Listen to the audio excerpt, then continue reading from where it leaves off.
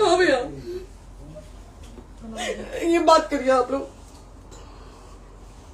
ये हमारे लॉयर हैं। आप बात। दोस्तों स्वागत है आपको हमारे चैनल में।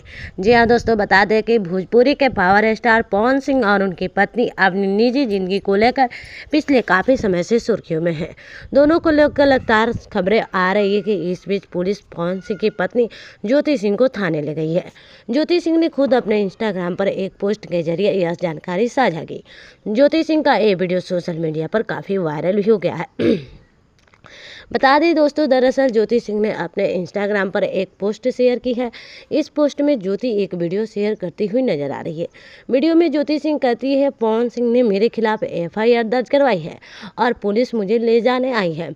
हम आपके कहने पर यहाँ आए हैं क्योंकि आपने मुझसे कहा था भाभी आप चले जाइए, देखते हैं आपको कौन ले जाता है। वो उनकी पत्नी है, इसलिए हम यहाँ आए हैं।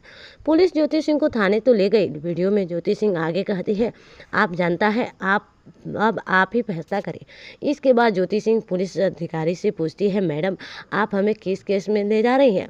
महिला पुलिस अधिकारी जवाब देती है, कोई मामला नहीं है, आकर बात करें। इसके बाद ज्योति सिंह महिला पुलिस अधिकारी आपस में बात करती हुई नजर आ रही है। जी हाँ दोस्तों, बात करें कि इसके बाद ज्योति सिंह फ़ोन पर बात करती नजर आती है।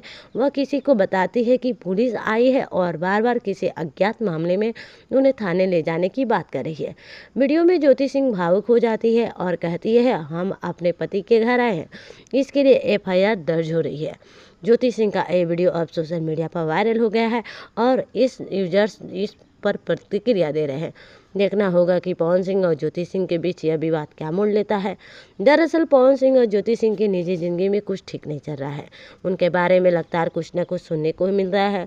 कुछ दिन पहले ज्योति ने पवन सिंह पर गंभीर आरोप लगाए थे। इतना ही नहीं, उन्होंने आत्मदाह की भी बात दी थी।